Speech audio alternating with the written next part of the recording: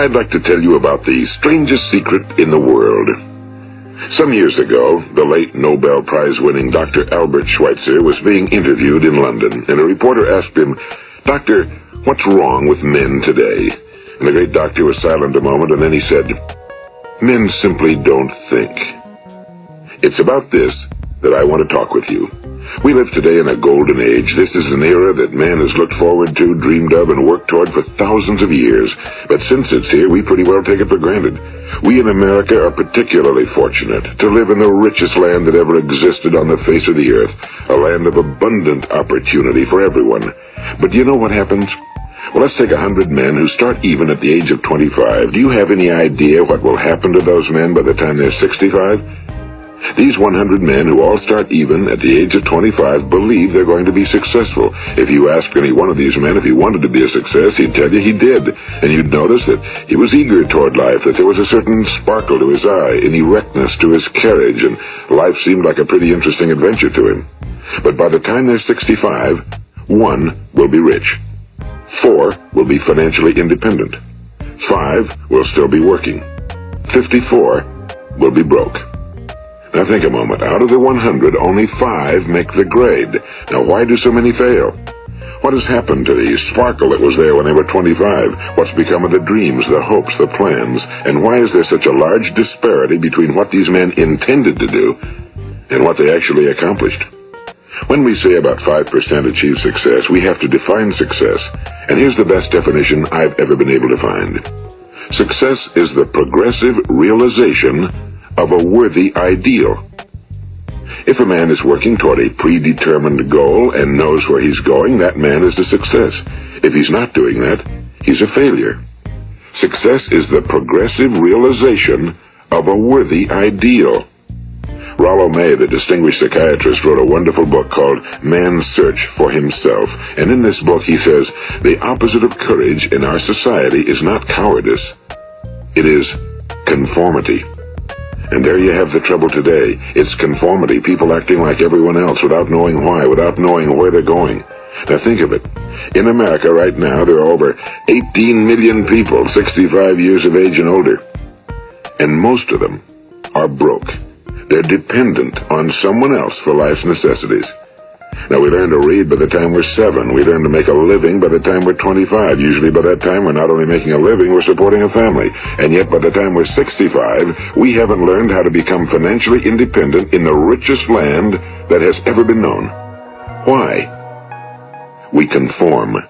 And the trouble is that we're acting like the wrong percentage group, the 95 who don't succeed. Now, why do these people conform? Well, they really don't know. These people believe that their lives are shaped by circumstances, by things that happen to them, by exterior forces. They're outer-directed people. A survey was made one time that covered a lot of men, working men, and these men were asked, "Why do you work? Why do you get up in the morning?" 19 out of 20 had no idea. If you ask them, they'll say, well, everyone goes to work in the morning, and that's the reason they do it, because everyone else is doing it. Now let's get back to our definition of success. Who succeeds? The only person who succeeds is the person who is progressively realizing a worthy ideal. He's the person who says, I'm going to become this, and then begins to work toward that goal. I'll tell you who the successful people are. A success is the school teacher who's teaching school because that's what he or she wants to do. The success is the woman who's a wife and mother because she wanted to become a wife and mother and is doing a good job of it. The success is the man who runs the corner gas station because that was his dream. That's what he wanted to do. The success is the successful salesman who wants to become a top-notch salesman and grow and build with his organization. A success is anyone who is doing deliberately a predetermined job because that's what he decided to do deliberately. But only 1 out of 20 does that. That's why today there isn't really any competition unless we make it for ourselves. Instead of competing, all we have to do is create. You know, for 20 years, I looked for the key which would determine what would happen to a human being. Was there a key I wanted to know which would make the future a promise that we could foretell to a large extent? Was there a key that would guarantee a person's becoming successful if he only knew about it and knew how to use it? Well, there is such a key, and I've found it. Have you ever wondered why so many men work so hard and honestly without ever achieving anything in particular, and others don't seem to work hard and yet seem to get everything? They seem to have the magic touch. You've heard them say that about someone. Everything he touches turns to gold. And have you ever noticed that a man who becomes successful tends to continue to become successful? And on the other hand, have you noticed how a man who's a failure tends to continue to fail? Well, it's because of goals. Some of us have goals, some don't. People with goals succeed because they know where they're going. It's that simple. Think of a ship leaving a harbor, and think of it with the complete voyage mapped out and planned. The captain and crew know exactly where it's going and how long it'll take. It has a definite goal. Now, 9,999 times out of 10,000, it will get to where it started out to get. Now let's take another ship, just like the first, only let's not put a crew on it or a captain at the helm. Let's give it no aiming point, no goal, no destination. We just start the engines and let it go. I think you'll agree with me that if it gets out of the harbor at all, it will either sink or wind up on some deserted beach, a derelict. It can't go anyplace because it has no destination and no guidance, and it's the same with a human being. Take the salesman, for example. There's no other person in the world today with the future of a good salesman. Selling is the world's highest paid profession, if we're good at it, and if we know where we're going. Every company needs top-notch salesmen, and they reward those men. The sky's the limit for them. But how many can you find? Someone once said the human race is fixed, not to prevent the strong from winning, but to prevent the weak from losing. The American economy today can be likened to a convoy in time of war. The entire economy is slowed down to protect its weakest link, just as the convoy had to go at the speed that would permit its slowest vessel to remain in formation. That's why it's so easy to make a living today. It takes no particular brains or talent to make a living and support a family today. So we have a plateau of so-called security, if that's what a person's looking for. But we do have to decide how high above this plateau we want to aim. Now let's get back to the strangest secret in the world, the story that I wanted to tell you today. Why do men with goals succeed in life and men without them fail? Well, let me tell you something which, if you really understand it, will alter your life immediately. If you understand completely what I'm going to tell you from this moment on, your life will never be the same again. You will suddenly find that good luck just seems to be attracted to you. The things you want just seem to fall in line, and from now on you won't have the problems, the worries, the gnawing lump of anxiety that perhaps you've experienced before. Doubt, fear, well, they'll be things of the past. Here's the key to success and the key to failure. We become what we think about. Now let me say that again. We become what we think about. Throughout all history, the great wise men and teachers, philosophers and prophets have disagreed with one another on many different things. It's only on this one point that they are in complete and unanimous agreement. Listen to what Marcus Aurelius, the great Roman emperor, said. A man's life is what his thoughts make of it. Disraeli said this. Everything comes if a man will only wait. I've brought myself by long meditation to the conviction that a human being with a settled purpose must accomplish it, and that nothing can resist a will that will stake even existence for its fulfillment. Ralph Waldo Emerson said this, a man is what he thinks about all day long. William James said, the greatest discovery of my generation is that human beings can alter their lives by altering their attitudes of mind. And he also said, we need only in cold blood act as if the thing in question were real, and it will become infallibly real by growing into such a connection with our life that it will become real. It will become so knit with habit and emotion that our interest in it will be those which characterize belief. And he also said, if you only care enough for a result, you will almost certainly attain it. If you wish to be rich, you will be rich. If you wish to be learned, you will be learned. If you wish to be good, you will be good. Only you must then really wish these things and wish them exclusively, and not wish at the same time 100 other incompatible things just as strongly. In the Bible, you read in Mark 9:23, if thou canst believe, all things are possible to him that believeth. My old friend Dr. Norman Vincent Peale put it this way, this is one of the greatest laws in the universe. Fervently do I wish I had discovered it as a very young man. It dawned upon me much later in life, and I found it to be one of the greatest, if not my greatest discovery outside of my relationship to God. The great law, briefly and simply stated, is that if you think in negative terms, you will get negative results. If you think in positive terms, you will achieve positive results. That is the simple fact, he went on to say, which is at the basis of an astonishing law of prosperity and success. In 3 words, believe and succeed. William Shakespeare put it this way: our doubts are traitors and make us lose the good we oft might win by fearing to attempt. George Bernard Shaw said, people are always blaming their circumstances for what they are. I don't believe in circumstances. The people who get on in this world are the people who get up and look for the circumstances they want, and if they can't find them, make them. Well, it's pretty apparent, isn't it? And every person who discovered this for a while believed that he was the first one to work it out. We become what we think about. Now, it stands to reason that a person who's thinking about a concrete and worthwhile goal is going to reach it, because that's what he's thinking about, and we become what we think about. Conversely, the man who has no goal, who doesn't know where he's going, and whose thoughts must therefore be thoughts of confusion and anxiety and fear and worry, becomes what he thinks about. His life becomes one of frustration and fear and anxiety and worry. And if he thinks about nothing, he becomes nothing. Now, how does it work? Why do we become what we think about? Well, I'll tell you how it works as far as we know. Now, to do this, I want to tell you about a situation that parallels the human mind. Suppose a farmer has some land, and it's good fertile land. Now, the land gives the farmer a choice. He may plant in that land whatever he chooses. The land doesn't care. It's up to the farmer to make the decision. Now, remember, we're comparing the human mind with the land because the mind, like the land, doesn't care what you plant in it. It will return what you plant, but it doesn't care what you plant.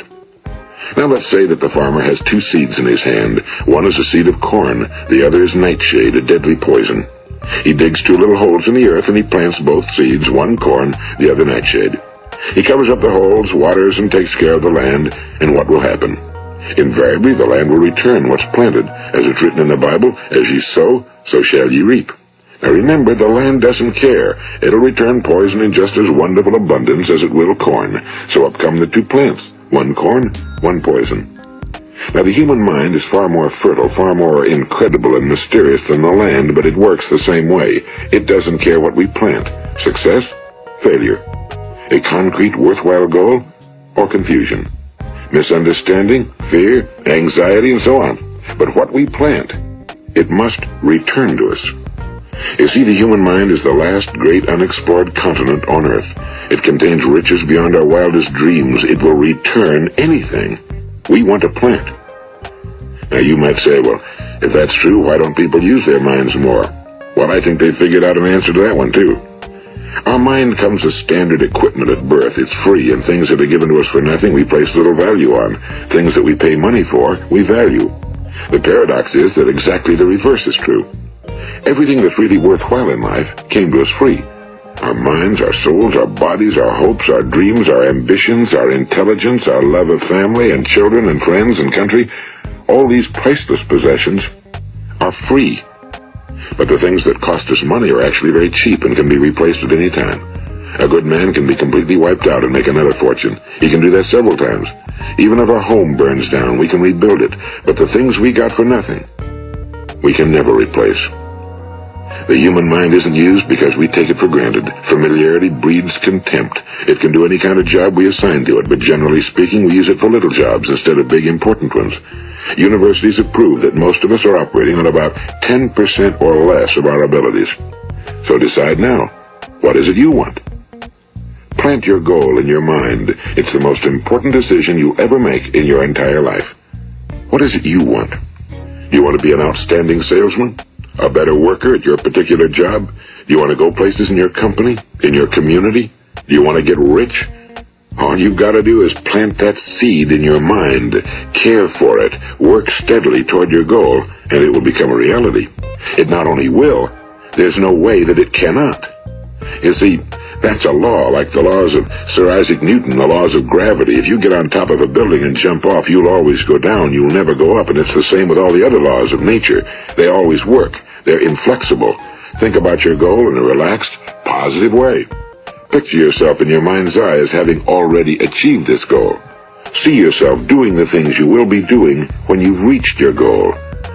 Ours has been called the phenobarbital age, the age of ulcers and nervous breakdowns and tranquilizers. At a time when medical research has raised us to a new plateau of good health and longevity, far too many of us worry ourselves into an early grave trying to cope with things in our own little personal ways without learning a few great laws that will take care of everything for us. These things we bring on ourselves through our habitual way of thinking. Every one of us is the sum total of his own thoughts. He is where he is because that's exactly where he really wants to be, whether he'll admit that or not. Each of us must live off the fruit of his thoughts in the future, because what you think today and tomorrow, next month and next year, will mold your life and determine your future. You're guided by your mind.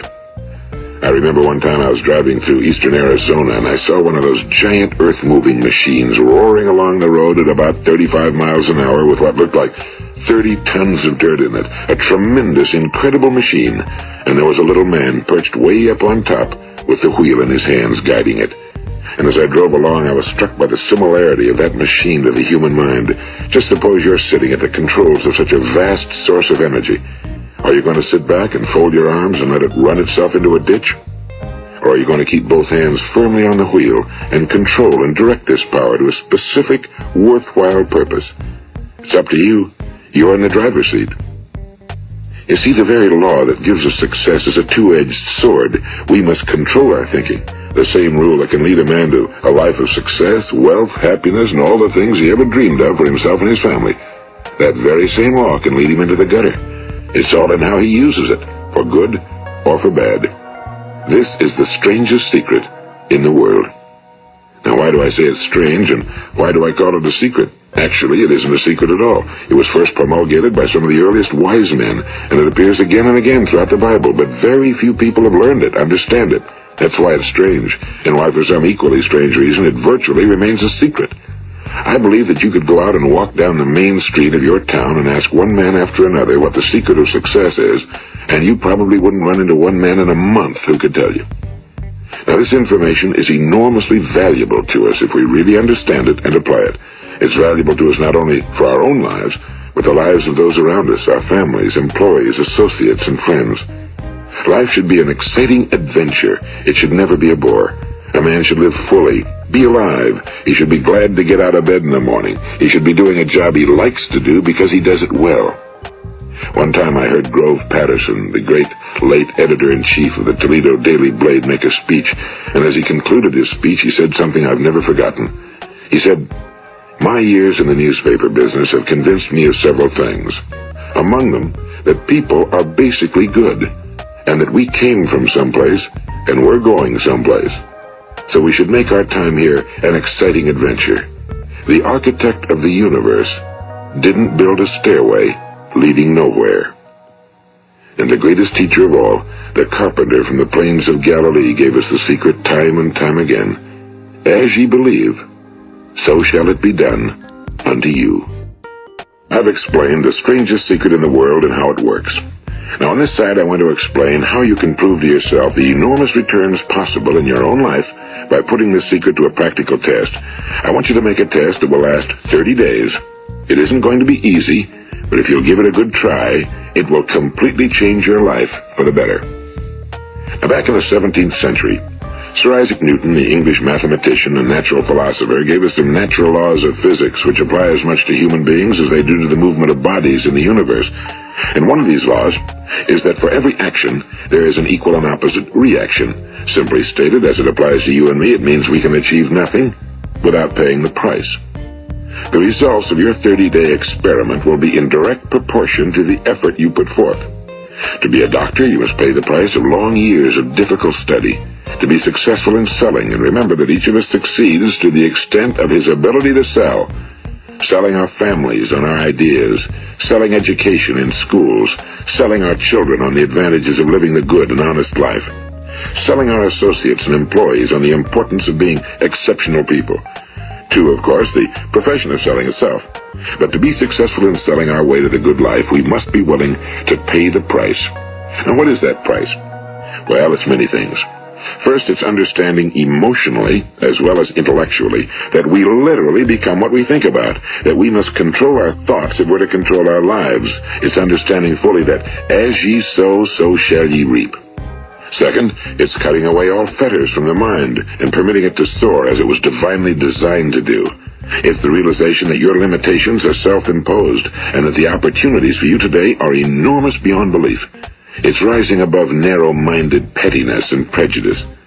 And third, it's using all your courage to force yourself to think positively on your own problem, to set a definite and clearly defined goal for yourself, to let your marvelous mind think about your goal from all possible angles, to let your imagination speculate freely upon many different possible solutions, to refuse to believe that there are any circumstances sufficiently strong to defeat you in the accomplishment of your purpose, to act promptly and decisively when your course is clear, and to keep constantly aware of the fact that you are, at this moment, standing in the middle of your own acres of diamonds, as Russell Conwell used to point out. And fourth, save at least 10% of every dollar you earn. It's also remembering that no matter what your present job, it has enormous possibilities if you're willing to pay the price. Now let's just go over the important points in the price each of us must pay to achieve the wonderful life that can be ours. It is, of course, worth any price. 1. You will become what you think about. 2. Remember the word imagination and let your mind begin to soar. 3. Courage. Concentrate on your goal every day. 4. Save 10% of what you earn. And 5. Action. Ideas are worthless unless we act on them. Now, I'll try to outline the 30-day test I want you to make. Keep in mind that you have nothing to lose by making this test and everything you could possibly want to gain. There are two things that may be said of everyone. Each of us wants something, and each of us is afraid of something. I want you to write on a card what it is you want more than anything else. It may be more money. Perhaps you'd like to double your income or make a specific amount of money. It may be a beautiful home. It may be success at your job. It may be a particular position in life. It could be a more harmonious family. Each of us wants something. Now write down on your card specifically what it is you want. Make sure it's a single goal and clearly defined. You needn't show it to anyone, but carry it with you so that you can look at it several times a day. Think about it in a cheerful, relaxed, positive way each morning when you get up. And immediately you have something to work for, something to get out of bed for, something to live for. Look at it every chance you get during the day and just before going to bed at night. And as you look at it, remember that you must become what you think about, and since you're thinking about your goal, you realize that soon it will be yours. In fact, it's yours really the moment you write it down and begin to think about it.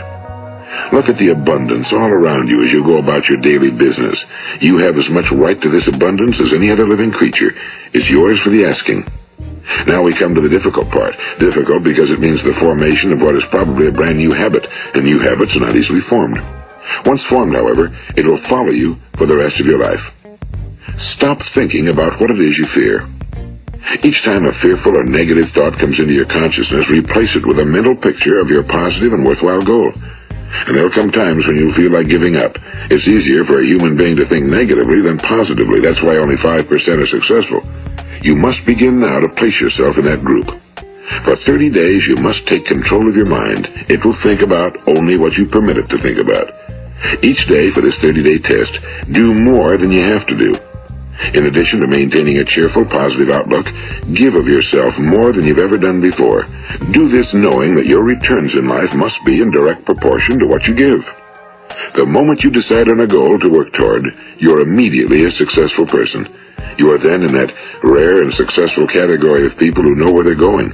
Out of every 100 people, you belong to the top 5. Don't concern yourself too much with how you're going to achieve your goal. Leave that completely to a power greater than yourself. All you have to do is know where you're going. The answers will come to you of their own accord and at the right time. Remember these words from the Sermon on the Mount, and remember them well.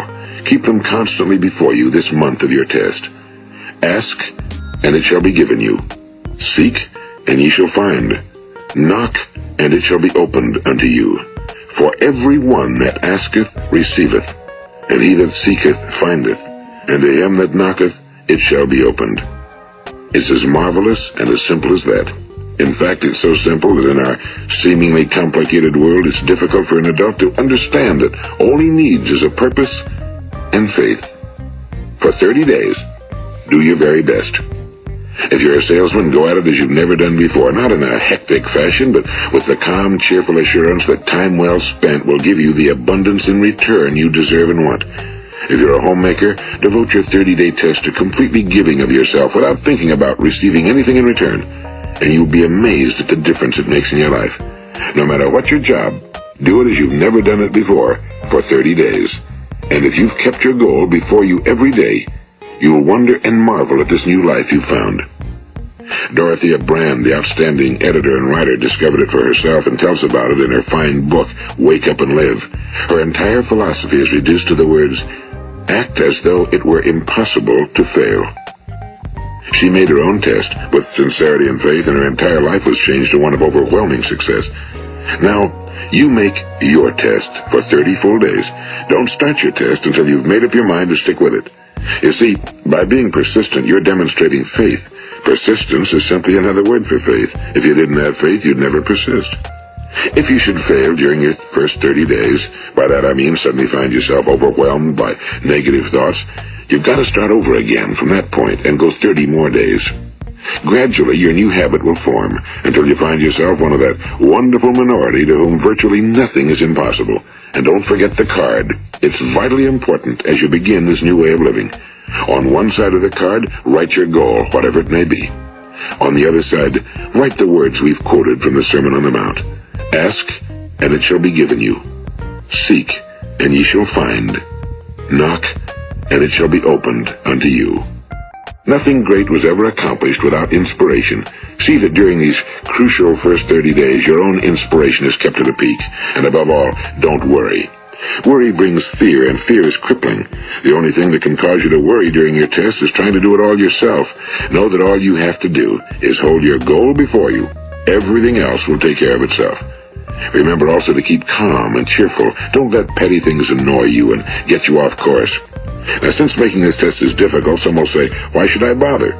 Well, look at the alternative. No one wants to be a failure. No one really wants to be a mediocre individual. No one wants a life constantly filled with worry and fear and frustration. Therefore, remember that you must reap that which you sow.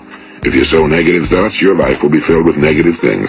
If you sow positive thoughts, your life will be cheerful, successful, and positive. Now, gradually, you will have a tendency to forget what you've heard on this recording. Play it often. Keep reminding yourself of what you must do to form this new habit. Gather your whole family around at regular intervals and listen to what's been said here. You know, most men will tell you that they want to make money without understanding the law. The only people who make money work in a mint. The rest of us must earn money. This is what causes those who keep looking for something for nothing or a free ride to fail in life. The only way to earn money is by providing people with services or products which are needed and useful. We exchange our time and our product or service for the other man's money.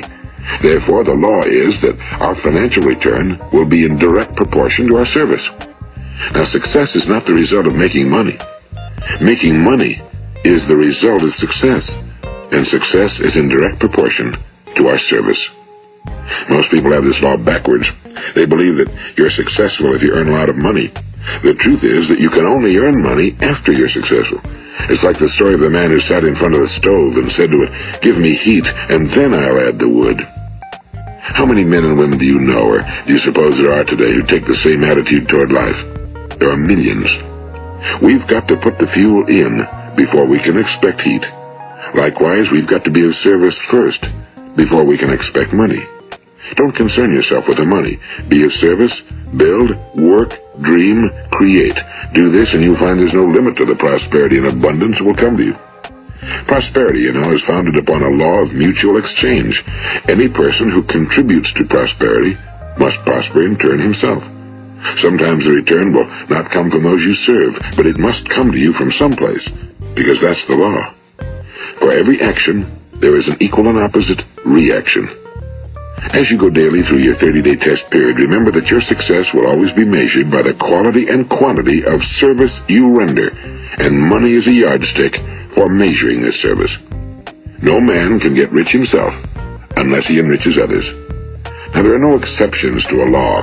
You can drive down any street in America and from your car estimate the service that's being rendered by the people living on that street.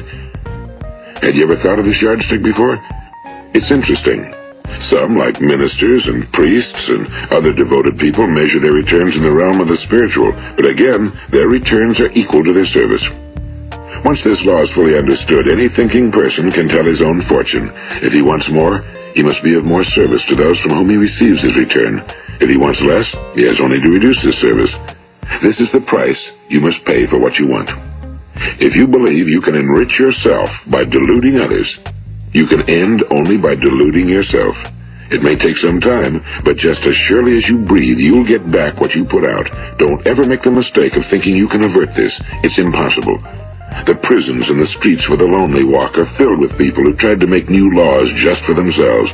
We may avoid the laws of man for a while, but there are greater laws that cannot be broken. An outstanding medical doctor recently pointed out 6 steps that will help you realize success. 1. Set yourself a definite goal. 2. Quit running yourself down. 3. Stop thinking of all the reasons why you cannot be successful and instead think of all the reasons why you can. 4. Trace your attitudes back through your childhood and try to discover where you first got the idea you couldn't be successful, if that's the way you've been thinking. 5. Change the image you have of yourself by writing out a description of the person you would like to be. And 6. Act the part of the successful person you have decided to become. The doctor who wrote those words is a noted West Coast psychiatrist, Dr. David Harold Fink. Do what the experts since the dawn of recorded history have told you you must do. Pay the price by becoming the person you want to become. It's not nearly as difficult as living unsuccessfully. Make your 30-day test, then repeat it again, and each time it will become more a part of you until you'll wonder how you could ever have lived any other way. Live this new way and the floodgates of abundance will open and pour over you more riches than you may have dreamed existed. Money? Yes, lots of it. But what's more important, you'll have peace. You'll be in that wonderful minority who lead calm, cheerful, successful lives. Start today. You have nothing to lose, but you have a whole life to win. This is Earl Nightingale, and thank you.